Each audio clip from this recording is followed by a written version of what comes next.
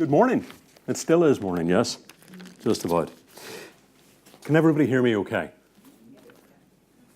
Next question, can everybody understand me okay? I do ask that because, as you may have picked up from my accent, I've travelled quite a distance to be here today. Yes, all the way from Manchester. Can you not tell I've affected the Salford twang excellently, fit in just like a local. But thanks for the introduction, yes, and we're going to talk about this thing inside your head, 3.5 pounds of jelly-like substance that can do wonderful, wonderful things. So, the first point I want to cover, what I want to talk to you about, is perception. Seeing is believing, right? Yeah? We approach the world, we have incoming data streams, it flows in through our eyeballs, hits our brain, we receive it, process it, and we feed it back just like that. It's like a television camera recording and then playing back a DVD or a video, and that's me showing my vintage at this stage. Is that right? Or is there something else going on? Look at that picture carefully. What's in the middle of it? A filter, yeah, bingo, a lens. And actually, therein lies our first problem. Because from a neuroscience perspective, how we approach the world is called how we create our internal model. And each of our internal models differs slightly because we are filtering the incoming data. The world's too complex for us to attenuate to absolutely everything all of the time. So we selectively attend to bits and pieces of information. We filter it, we stream it, and then we interpret it. And the interpretation is based upon what we think we know about the world. Our past experience, our emotional connection with certain circumstances. And that's the reality of perception. It's not as straightforward as I see, and therefore everybody else sees the same thing. So that's valuable insight when we start to think, well, how might somebody else see things? How might somebody else relate to our behavior? How might somebody else engage with that behavior? Now, I'm in a room full of very well-trained, expert professionals, yes? Go on, big yourselves up. Yeah? Yeah? Absolutely. So I'm going to run a very, very simple experiment. I want you to look at the next slide and then tell me what you see. Okay, so take a minute, have a look at the slide, and tell me, quick vote, which of the two marked squares is darkest?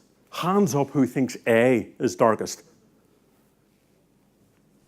Yeah? Hands up who says B. 1 or 2, right? I'm going to let you into a secret. They're both the same color. Do you believe me? No? Okay.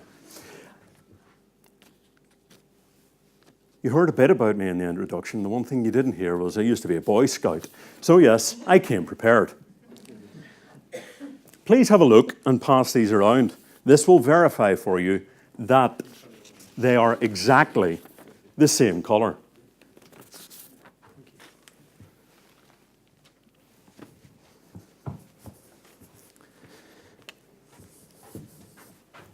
Have a look and tell me what you think. Please unfold it and fold it back again. See the colors change before your very eyes. No, they're still not the same color here. Yeah, just fold it in tight. Here. Really? Yep. There you go. Yeah. Ah. This is a very famous experiment designed by a guy called Adelson at MIT in 1995. Yeah. And it works with understanding how the brain processes the world around us. This trick is to do with color constancy. So as we approach the world, as we learn about the world, we learn very, very quickly at a very early age certain inalienable truths. Shadows cause difference in colours. Checkerboards are constructed like that. It's light then dark, then light then dark, yeah?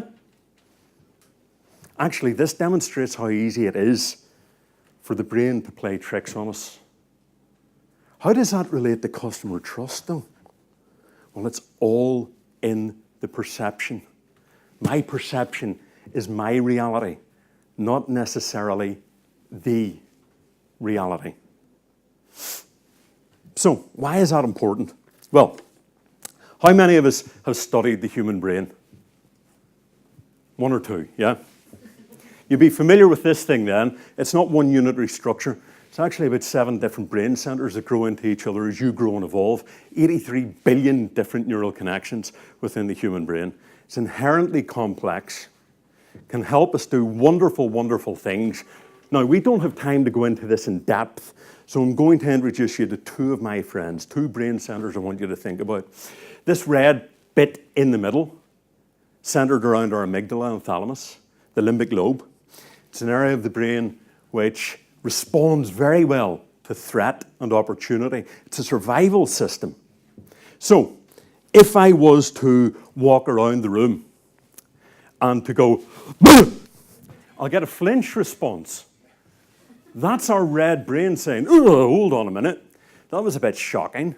Don't quite know what was going to happen there. And if I needed to, I'd take action and protect myself. I'd either run away or I would fight what was coming at me, or I'd hunker down and freeze. Fight, flight, freeze. Anybody ever hear of that? Anybody in the room ever felt nervous? Yeah? A normal function of the brain, not always helpful, not always giving us the best outcome. Our blue brain, 40% of the adult human brain, big, powerful thinking engine, executive functioning, problem solving, goal setting, budget setting, forward thinking, evidence-based decision making. Problem is our blue brain is slower than our red brain. Why does that make sense? Well, it makes sense because survival comes first. The red brain can react in about 0.013 of a second. The blue brain comes in later. It can manifestly manage our emotional response. Why is that important for trust, do you think? What happens if you don't trust someone? How does that feel? Good? Bad? Indifferent? Are you likely to share with that person? Are you likely to engage openly with them? Are you likely to say, look, here's my soft white underbelly. I'm going to be vulnerable in front of you and share all my data, for example, under GDPR. Or if this red brain gets escalated, what might you engender? A stress response, a fight, flight, freeze response, the release of cortisol, adrenaline, noradrenaline, key stress hormones that are there to keep you alive and could lead to behaviors which lead customers away from you, increased defensiveness. So, think about what our behaviors, how we engage with our customers, how we understand them, how we understand how they might see the world slightly differently through their perceptual filters, could result in an elevated stress response that perhaps we don't want. Now, I'm familiar with UX. I'm familiar with the fact that UX, particularly in these little mobile phone things that we carry around, are all designed to create many hooks, many awakenings, many stress cortisol responses. But if we align what we understand in the brain to other elements like beliefs, values, expectations, if those beliefs, values, and expectations are not met with, are not agreed upon in the brain, then very quickly we can get that elevated red brain response, the behavioral equivalent of that flinch response that we just saw. So, what can we do as professionals in customer experience to increase the likelihood of managing our customers' stress responses. Bearing in mind, this system has the primacy. The red brain is on the lookout for not just the threat, but the opportunity. Nature, in its infinite wisdom, has blessed us with a 24/7 threat detection system, which is great for about 5,000 years ago when we were having at each other with swords and spears and defending ourselves from wild, dangerous animals. Now, we're defending ourselves from perception of threat, breach of trust, loss of data, all of the things which can internally create exactly the same response as if we were in physical danger. So what behaviors can help with this? You're probably familiar with this. Kellogg School of Management, Northwestern University, 4 dimensions of trust. Have a look at them. They make sense? Yeah, of course they do. Competence, demonstrating competence. Now this is more about the organizational, more about the technical aspects of the business, how we do our business, the fact that we're actually good at what we do. We're a safe pair of hands. If we can demonstrate that, we're more likely to enable people to manage that stress response. They're more likely to trust us. They're more likely to open up. They're more likely to expose that underbelly, to give their data, to engage with us. What about benevolence? How else might we couch that? Taking a caring approach. This is more about the soft skills side, not the technical, operational elements of the business, but the soft skills of demonstrating how we engage with each other and our customers, how we engage with the people who work for us. Being able to carry that through, demonstrate actually that we're a caring organization. That can help people to trust us. All of this seems patently obvious, doesn't it? But when we take this in combination with what is happening internally, what it's doing to our neuroscientific function, to our brain systems, it starts to make a real sense. It starts to become alive. What about integrity? You could couch that a number of ways. Maybe we know it as honesty. Being straight up, playing a straight deck. How does it feel, tell me, in your world, whenever you think someone's not playing a straight deck?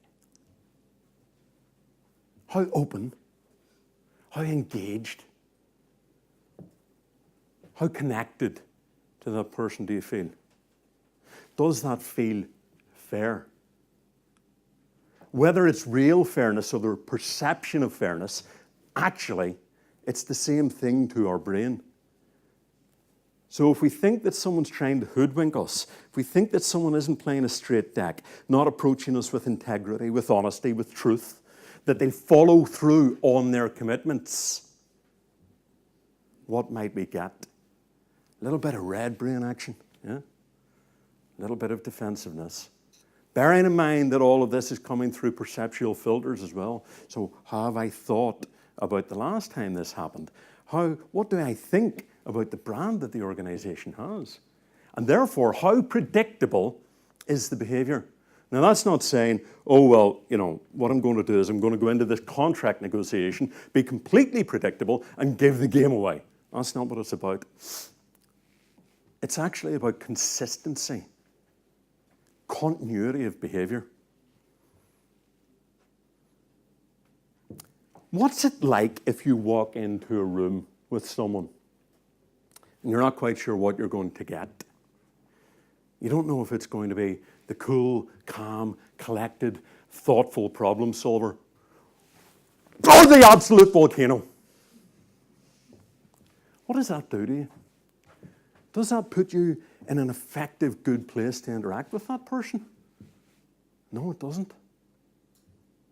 Now, the predictability aspect of this can be expectation of good, helpful behavior or unhelpful behavior. Yes, I know what I'm going to get. So think about predictability in terms of continuity of behavior, continuing that through. Because if we can do all of these four things, bring these four behaviors together, then even in the frame of mind where people are hearing GDPR, they're hearing, ooh, yeah, what's going to happen with my data?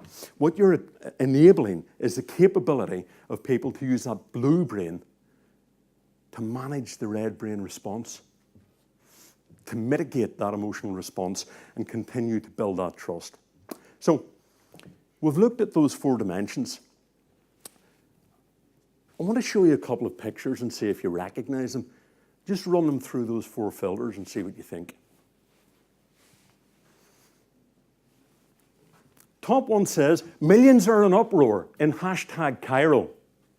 Rumour is they heard our new spring collection is now available online at Kenneth Cole. Remember that? A tweet sent out in February of 2011 by Kenneth Cole, hooking in to the Arab Spring. Appropriate or inappropriate, do you think? What does that do to the trust in the brand, in the integrity, in the benevolence, in the predictability of what they expect from that brand? Ooh, hold on a minute. The reaction to that online was phenomenal. Absolutely phenomenal. Now, this one's a bit hard to see, but some of you may have figured it out. It's just with the lighting in here. This is a man being dragged up the middle of an airplane. Dr. David Dow, 68-year-old physician who was on an overbooked flight with United Airlines. They had to get some staff members onto the plane, so they were looking to bump somebody off the plane. Dr. Dow decided he wouldn't like to leave the plane and was forcibly removed, suffered a concussion and lost 2 teeth. A good day for customer experience, a good day for trust. What does that do in terms of predictability? Ooh, yeah, hold on. That's really elevated my red brain. That's really given me a strong emotional memory that I now tie into a particular brand. The next time I hear that, what does it do? My perceptual filters kick off, bang, ooh, of just a flinch response. All because of a couple of words and a strong memory that's been laid down. So, we've looked at what elements of trust might be at play there. What I want you to think about as we close this out in terms of your brand, based on those four dimensions, what might or could build customer trust, and where are the challenge points? Where's the potential for it to elevate that red brain response? Where is the potential for those perceptual filters to kick in, for someone to see the world slightly differently than we do? I'm fully aware that lunch is in about 7 minutes. So what I don't want to do is elevate a lot of red brain responses, because the perception might be that I'm holding you back from getting your lunch. So I'd like to invite any questions.